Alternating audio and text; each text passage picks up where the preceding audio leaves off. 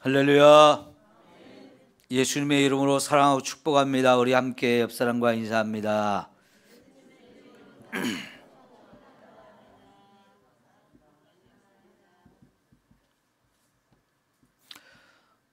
우리가 이 시대에 살면서 겪은 가장 큰 어려움은 한 25년 전쯤에 IMF 사태가 있었고요.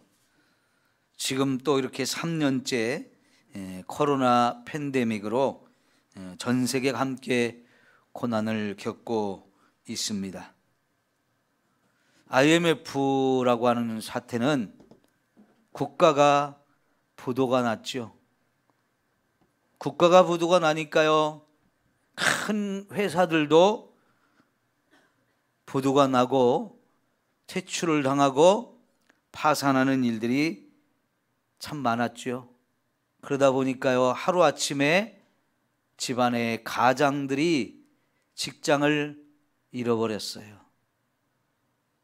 가장들이 직장을 잃어버린다는 것은 가정마다 엄청난 충격이 되어지는데, 이것 때문에 수많은 가정이 깨어지기도 했고요. 또 많은 가장들이 직장을 잃어버리고 어떻게 해야 될지 길을 잃어버리니까요, 갑자기 노숙자 신세가 되어서 서울역 지하차도나 이런 데 노숙자들이 엄청나게 많아지기도 했습니다.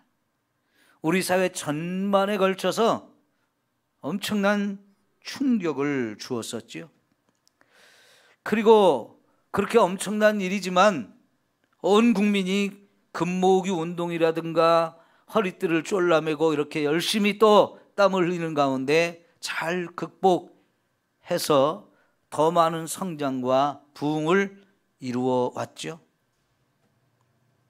저도 그 IMF 때 교회에서 사임을 해야 됐습니다. 한마디로 실직을 한 거죠. 경제적으로 한참 많은 어려움을 겪기도 했는데요. 이런 때가 되니까 인간관계도 깨어지면서 그 인간관계 속에서 많은 상처와 아픔을 겪기도 했습니다. 그러다가 막 건축을 하고 있던 교회로 다시 사역을 하게 되었는데, IMF 시대에 교회 건축한다는 게 보통 어려운 일이 아니었어요. 그러니까 여러분, 한편으로는 이게 우리의 물질만 가지고는 안 되는 거니까, 물질이 부족하니까 성도들이 또 몸으로 가서 건축하는 데 참여해서 고된 이 건축 일을 함께 동참하기도 했고요.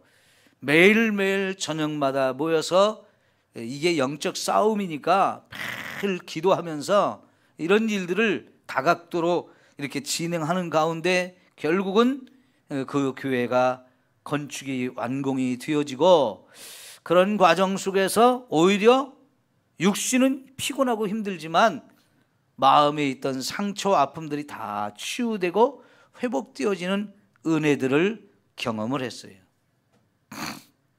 그리고 나서 이제 또 많은 부채가 있는 교회를 가서 사역을 하는데, 그 부채는 결국 IMF 때문에 생긴 부채였습니다마는 그 한 12년 동안에 그 많은 빚을 갚아가는 과정 속에서, 또 그 전에 있던 교회에 건축을 하는 과정 속에서 오히려 하나님의 은혜를 더 많이 경험하게 되었다 하는 거예요. 믿음이라는 것이 얼마나 놀라운 힘을 우리에게 가져다 주는지, 그 믿음이 우리 눈에 보이고 피부로 다가온 이런 많은 고난과 아픔들을 이길 수 있는 어마어마한 힘을 가져다 주는 것을 새롭게 경험을 했다 하는 것입니다. 여러분, 이제 우리가 이 코로나로 인한 팬데믹이 3년 이상 이렇게 지속되어지고 있는데, 이거는 전 세계가 함께 충격을 받게 되어진 거죠. 나라마다 국경을 봉쇄하고 사람들의 오고 가는 것을 폐쇄시키면서 또 나라 안에서도 사회적 거리 두기를 하면서 우리들의 활동이 제한이 당하고, 집안에 머물러 있거나 밖에 나가도 항상 마스크를 쓰면서 굉장히 조심스럽게 하다 보니까 자영업자들이 거의 도산을 해야 되는 이런 상황이 되어지고, 많은 사람들이 또 이 코로나를 그렇게 조심하면서도 또 걸리니까 거기에 죽음을 당하기도 하고, 그 병에 걸려서 또 고통을 경험하면서 우리가 이런 시간들을 지내왔어요. 아직도 끝나지 않은 이 상황 속에서 지금 한국인들에게 가장 많은 질병이 우울증이라고 합니다.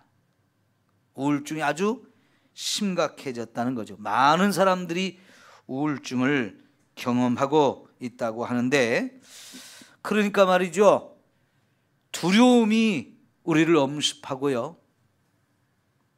마음이 얼어붙었어요. 이웃들과 더 좋은 관계를 맺고 싶어도 만남을 가질 수 없는, 그 만남 자체를 두려워해야 되는 이런 상황들이 계속 되어지다 보니까 웃음을 잃어버리고 기쁨을 잃어버린 거죠.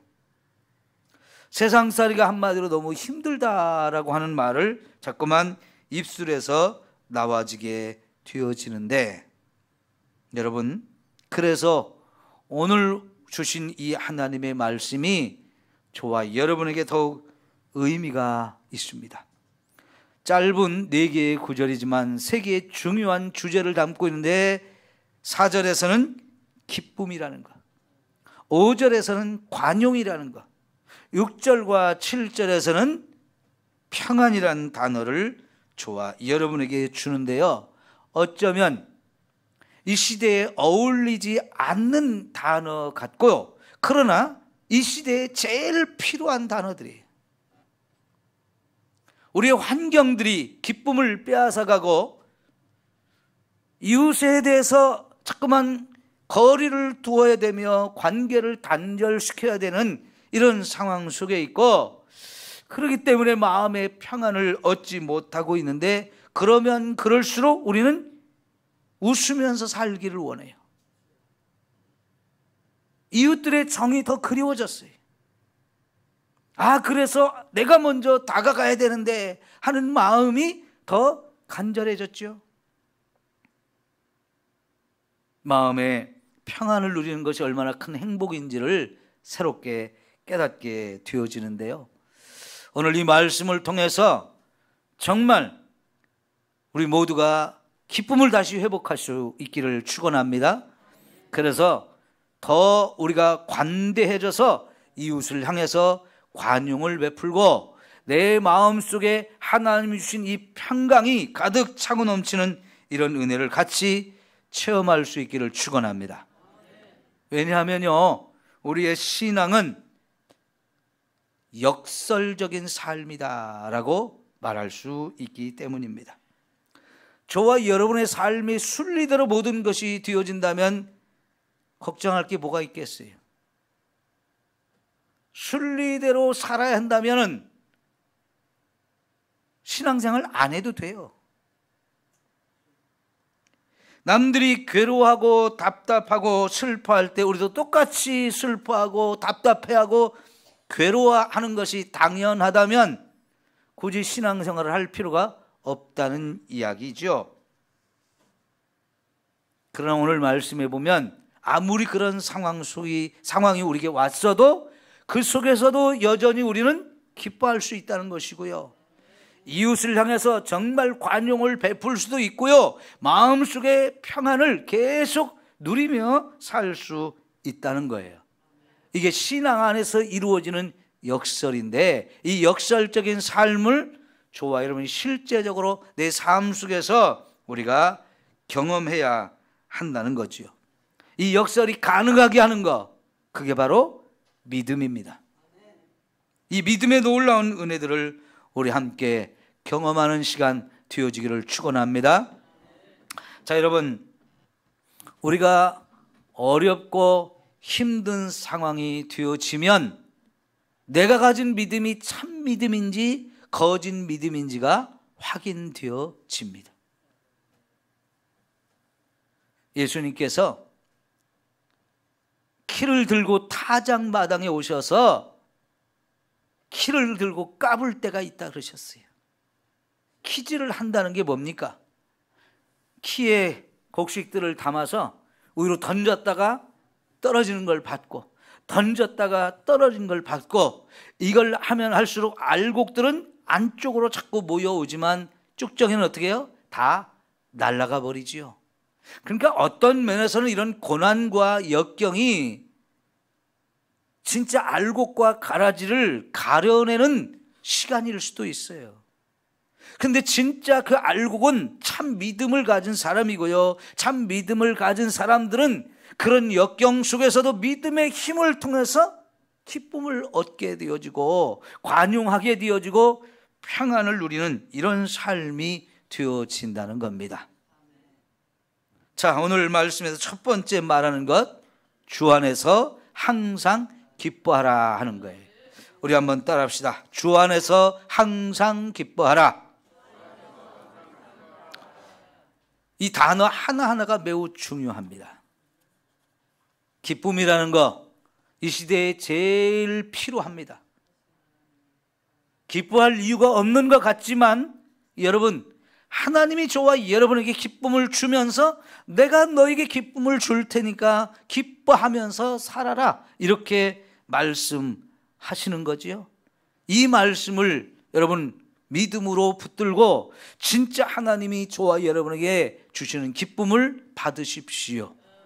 그래서 우리를 우울하게 하고 짜증나게 하고 힘들게 하는 이 환경 속에 있지만 정말로 하나님 주신 기쁨을 충만하게 누릴 수 있기를 축원합니다. 빌립보서에서는 이 기뻐하라는 얘기를 여러 번 반복하고 있는데요, 오늘 말씀에서도 2번을 얘기하잖아요. 내가 다시 말하노니 기뻐하라. 이걸 자꾸 반복하는 이유가 뭐겠습니까? 정말로 기뻐해야 된다는 겁니다. 얼만큼요? 항상이요. 근데 이 말을 빌립보 교회 성도들에게 하고 있던 바울은 옥에 갇혀 있었던 사람이고요, 이 편지를 받고 있는 빌립보 교회 성도들 옥에 갇히지는 않았지만 그 시대에 신앙생활 한다는 것 때문에 많은 핍박과 어려움을 겪고 있는 사람들입니다.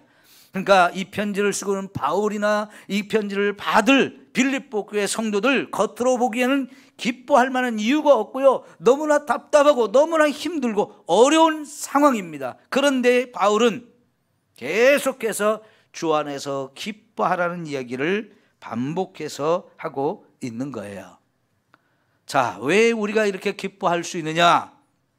우리가 주 안에 있기 때문이라는 거예요. 우리 찬송가도 그렇죠? 주 안에 있는 나에게 단 근심 있으랴 십자가 밑에 나가 내 짐을 풀었네. 그러니까 주님을 찬송하면서 한 걸음 한 걸음 갈 수 있다 하는 얘기지요. 주 안에 있으면 그렇게 되어지는 거예요. 주님이 저와 여러분을 자신의 품 안에 안고 가면서 세상의 모든 풍파로부터 저와 여러분을 지켜주시고 그 모든 어려움과 환난을 이길 수 있는 힘도 주시고 주님이 동행하시면서 우리를 더 선하고 아름다운 길로 인도하시기 때문에 주 안에 있으면 우리는 기뻐할 수 있다는 거예요. 오늘 여러분, 우리 모두가 주 안에 있다는 사실을 믿음으로 확인하십시오. 주님이 저와 여러분을 꼭 그 품에 품고 이 고난의 현장을 한 걸음 한 걸음 걸어가고 있다는 사실을 기억하십시오. 그러면 우리 주변에는 이 환경을 보면서 두려워할 것도 없고요, 염려할 것도 없어요. 다윗이 뭐라고 그랬습니까? 내가 사망의 음침한 골짜기를 다닐지라도 해를 받을 것을 두려워하지 않는다 그랬어요. 왜요? 주의 지팡이와 막대기가 거기서도 나를 안위하시나이다 하면서, 비록 우리가 지금 사망의 음침한 골짜기를 가고 있지만 주님이 나와 함께 가고 있거든요. 그리고 그분이 내가 처한 이 환경과 여건들을 다 아시기 때문에 그런 일이 내게 엄습해 오지 못하도록 나를 보호하시고 지키고 계시다는 사실입니다. 이런 것을 우리가 생각하면 주님 안에서 분명히 기뻐할 수 있는 거지요. 이 이야기는요, 세상에 있는 것을 통해서 저와 여러분이 기쁨을 누리는 것 한계가 있다는 걸 말하는 거예요. 세상에 있는 것 때문에 기뻐하는 것은 오래가지 않습니다. 잠시 잠깐 일시적인 그런 기쁨을 누릴 수 있지만 주 안에 있으면 항상 기뻐할 수 있다는 거예요. 어떤 환경과 상황에 처했어도 여전히 기뻐할 수 있다는 것입니다.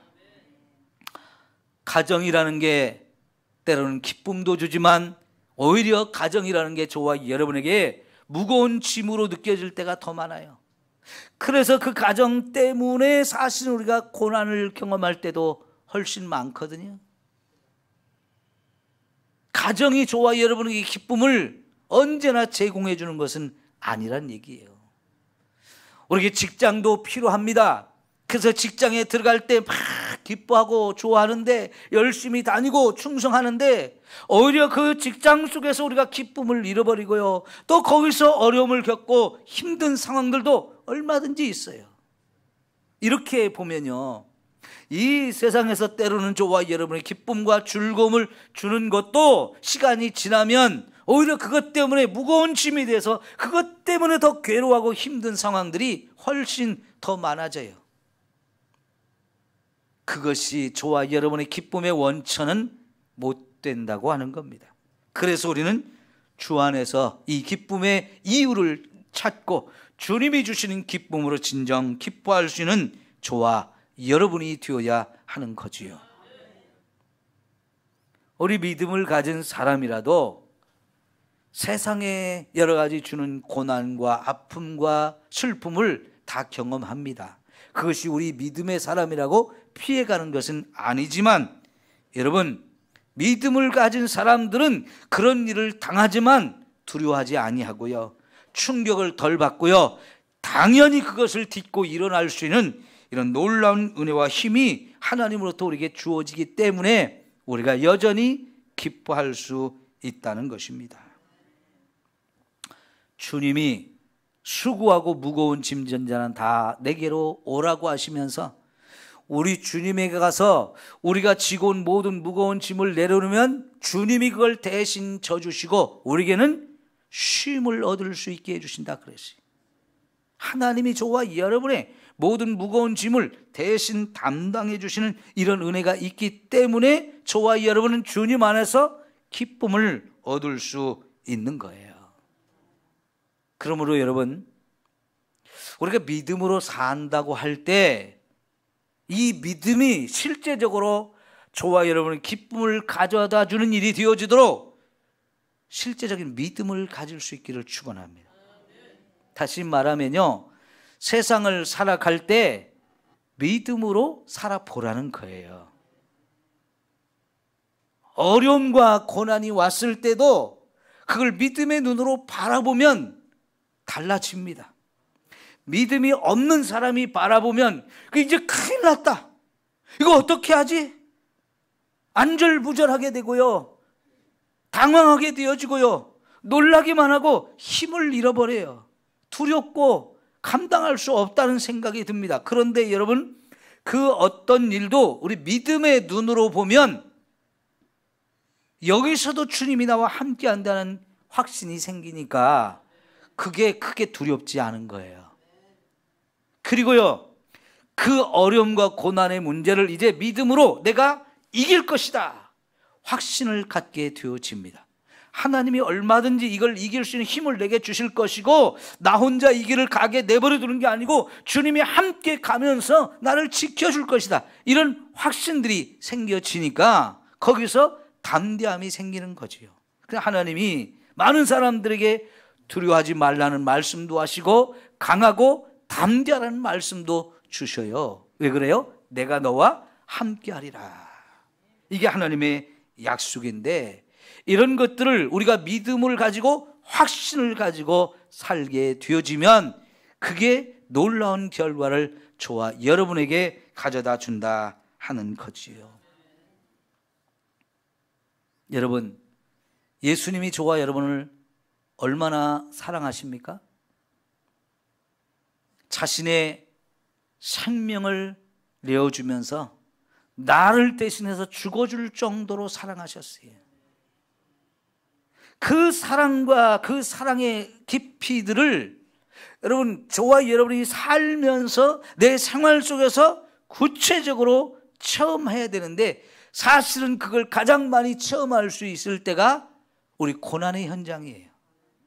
내 힘으로 안 되는 그 절망적인 상황 속에 있을 때 사실은 하나님이 나를 얼마나 사랑하는지를 더 깊이 체험할 수 있는 시간들이 되어지는 거거든요. 그럴 때 우리는 기뻐할 수 있는 거예요. 아, 하나님이 나를 이렇게 사랑한단 말이야. 하나님께서 나를 이렇게 관심을 갖고 끝까지 지켜주시는구나 하는 것을 저와 여러분이 경험할 수 있는 것은 결국은 믿음으로 살아갈 때인 거예요. 여러분, 머릿속에 지식적인 신앙, 입으로만 하는, 말로 하는 신앙, 이것은 힘이 없어요. 사실 우리가 그동안 그런 식으로 많이 신앙생활을 해왔거든요. 그러면 그거는 어려움을 당할 때는 아무런 힘을 발휘할 수가 없거든요. 그 죽은 믿음이에요. 그러나 진짜 저와 여러분이 살아있는 믿음을 갖는다는 것은 그 힘들고 어려운 환경에 되었을 때 내 믿음이 어떤 믿음인가가 드러나지게 되는데, 믿음으로 바라보고 믿음으로 생각하고 믿음으로 행동한다는 것, 그게 진짜 믿음으로 살아가는 거지요. 그럴 때 그 믿음이 살아있는 믿음이 되어지는 것이고요. 그런 믿음이 오늘 우리에게 있는 이 많은 어려움과 고난과 환난을 얼마든지 이길 수 있게 하시고, 거기서 놀라운 하나님의 기적들을 체험하면서 우리의 삶은 오히려 그 가운데서 더 기뻐할 수 있게 되어지는 거지요. 여러분, 구약성경 하박국 선지자의 3장 마지막 부분에 보면 뭐라고 그랬습니까? 무화과 나무 잎이 마르고 포도 열매가 그치며 감람나무 열매가 다 없어져도 난 여호와로 인하여 기뻐하고 즐거워하리라. 구원의 하나님을 인하여 기뻐하리라. 이렇게 찬양하고 노래합니다. 그 얘기는요, 왜 무화과 나무 잎이 마르고 포도 열매, 감람나무 열매가 다 떨어지느냐? 바벨론이 쳐들어와서 우리나라를 한순간에 멸망시켜버렸고, 그래서 모든 것이 파괴되어지고 많은 사람이 죽고 또 많은 사람이 포로로 끌려가는 그런 상황이 올 것을 하나님이 예언으로 주셨어요. 얼마나 놀랍고 무서운 일입니까? 상상도 할 수 없었던 일인데요. 그런데 여러분, 이 하박국 선지자는 그런 상황이 올지라도 나는 기뻐하며 즐거워하리라고 그러는데 왜 그랬어요? 구원의 하나님, 그분 한 분만 있으면 된다는 거예요. 그 하나님이 나와 함께 하시는 이 믿음의 확신이 있으니까 그까짓 거 아무리 환경이 변하고 힘들고 어려운 상황이 와도 난 구원의 하나님으로 인하여 기뻐할 수 있다라고 얘기하는데, 이게 주 안에 있는 자가 누리는 참된 기쁨인 거지요. 우리는 때때로 죄의 짐으로 그 죄의 짐이 너무 무거워서 괴로울 때가 있습니다. 질병이 찾아와서 깊은 고난을 당할 때도 있습니다. 가정에 심각한 문제가 생기고 파괴될 이런 위기에 처하기도 합니다. 자녀들이 저와 여러분을 힘들게도 하고요, 여러분의 경제적인 상황이 많이 힘들 때도 있습니다. 인간관계가 실패해서 또 거기서 상처를 받고요, 앞길이 깜깜해질 때도 있습니다. 이런 것 때문에 우리가 기쁨을 순간적으로 잃어버릴 수 있지만, 그때마다 이런 모든 무거운 짐을 우리 주님께 가서 내려놓고 맡기면 주님이 그거를 다 받아주시면서 이제 내가 너를 책임져 주리라, 이 모든 문제를 내가 해결해 주리라, 주님은 언제나 이렇게 말씀하시고 실제로 저와 여러분의 삶을 그렇게 힘들게 하는 문제들을 얼마든지 다 해결해 주시는 분임을 믿습니다. 그럴 때 우리는 정말 내가 주님 안에 있다는 게 더 확실하게 느껴지고, 그래서 감사하며 기뻐하며 살 수 있는 거지요. 이렇게 여러분, 신앙은 실제적인 것이 되어야 한다는 얘기예요.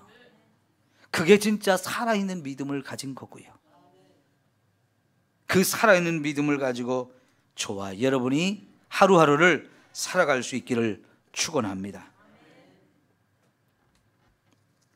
여러분, 많은 사람들이 하나님의 말씀을 이성적으로만 생각하고요, 지식적으로만 생각을 하고 자기의 경험을 내세워서 세상을 살려고 해요. 때로는 그것이 도움이 되지만 그게 아무런 힘을 발휘하지 못할 때가 너무나 많거든요. 그때 진짜 필요한 게 믿음이에요. 하나님이 저와 여러분에게 그런 믿음을 주셨어요. 그럼 이제는 저와 여러분이 힘들고 어려운 그런 환경 속에서 내가 이제부터 믿음으로 살 것이다 확실하게 다짐하고 살아갈 때에 정말 이 믿음의 기적들을 우리가 체험하게 되어질 줄 믿습니다. 그러면 주 안에서 이렇게 항상 기뻐할 수밖에 없다는 것을 깨닫게 되어지는 거지요. 두 번째로 이제 사도 바울이 말하는 것은 관용하라는 거였어요.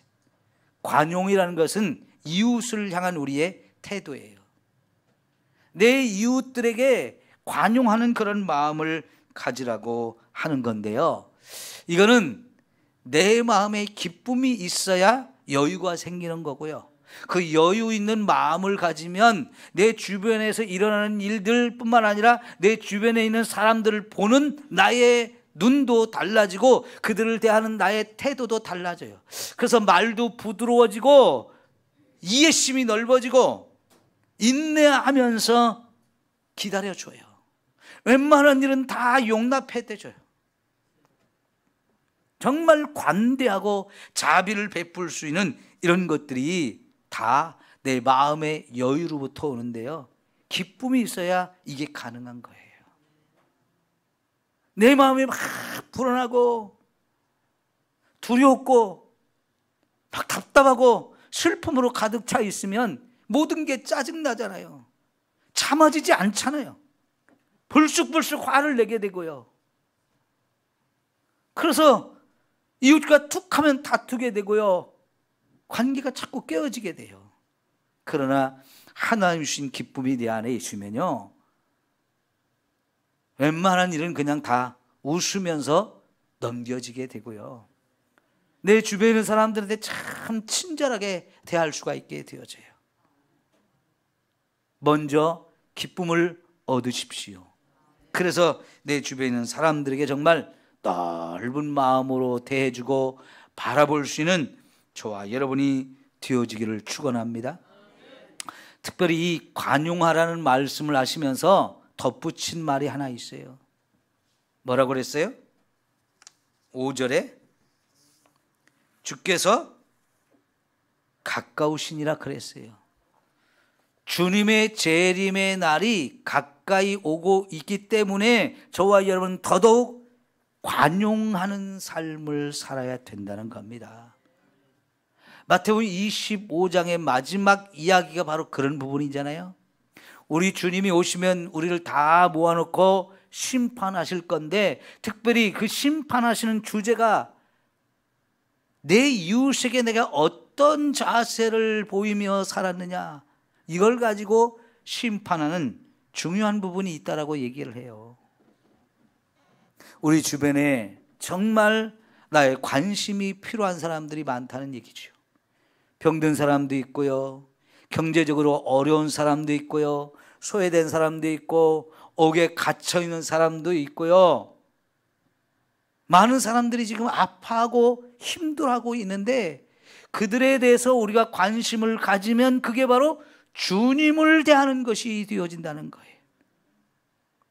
그 주님은 나를 구원하신 분이고, 내게 최고의 사랑과 은혜를 지금까지 베풀어 주신 분이고, 앞으로도 계속 그 엄청난 은혜를 우리에게 베풀어 주실 분인데, 그분으로부터 이렇게 엄청난 사랑을 받고 살면서 내 주변에 있는 사람을 돌아보지 않으면 주님이 너는 왜 내 사랑을 받을 줄만 알고 내 이웃에게 이렇게 사랑을 베풀지 않았느냐고 하면서 그것을 문제 삼으신다는 거예요. 그걸 심판하시겠다는 거예요.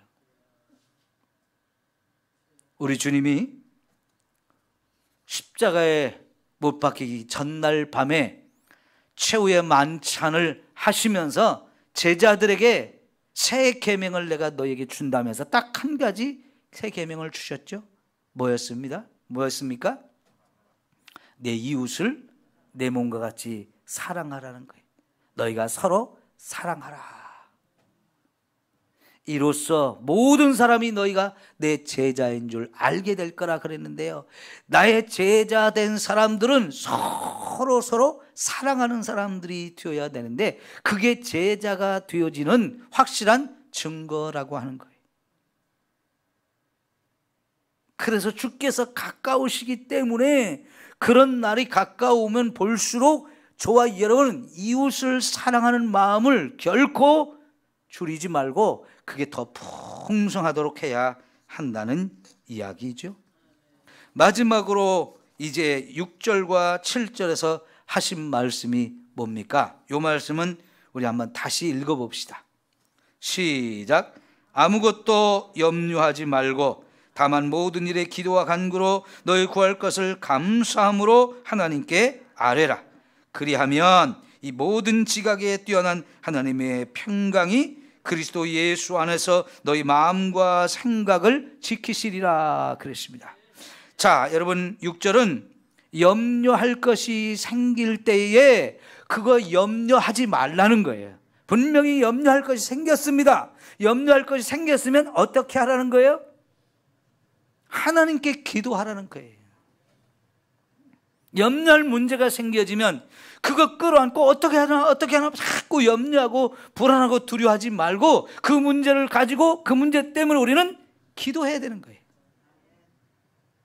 기도한다는 건 그 문제를 하나님께 맡겨서 내가 근심하고 염려하던 것을 하나님이 근심하고 염려하도록 하나님께 이거를 넘겨드리는 거지요.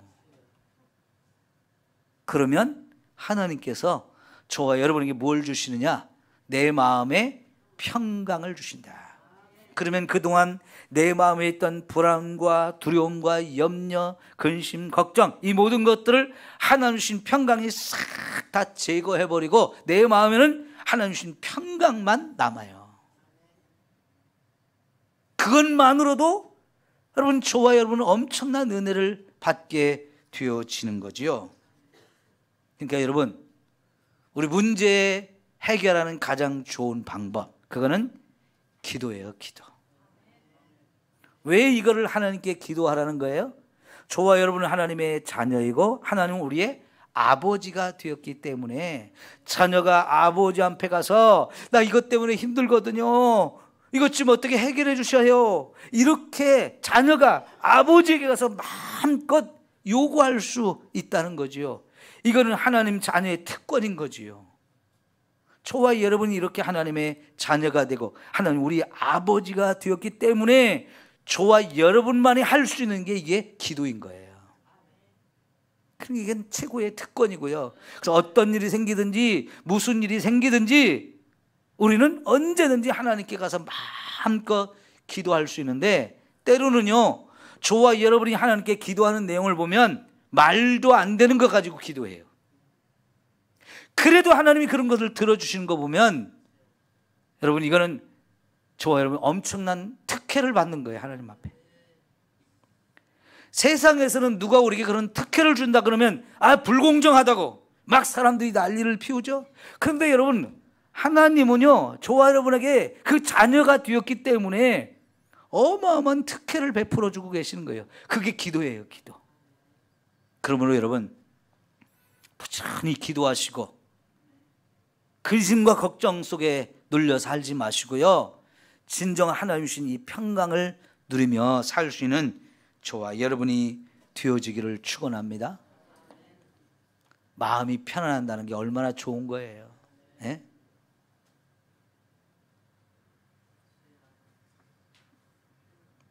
우리가 염려하고 근심한다고 문제가 해결되어질 것 같으면 얼마든지 염려하고 근심해도 그거 괜찮아요. 근데 아무리 그렇게 해도 문제가 해결되지 않는데 참 저와 여러분이 염려하고 근심하고 걱정할 때가 참 많거든요. 근데 믿음을 가진 사람들은 그런 걸 하나님께 다 맡기라는 거예요. 그게 최고의 은혜인 줄 믿습니다. 예수님께서 우리에게 주신 말씀, 내가 너에게 평안을 주노라 그랬어요. 내가 주는 평안은 세상이 주는 것과 같지 않다라고 말씀하시면, 세상에서 얻을 수 없는 평안, 이걸 주님이 저와 여러분에게 주시는 거예요. 여러분, 지금 여전히 힘들고 어려운 시대를 우리가 살고 있는데요, 힘들다, 어렵다, 불평, 불만한다고 해서 이 문제가 해결되어지는 건 아니에요.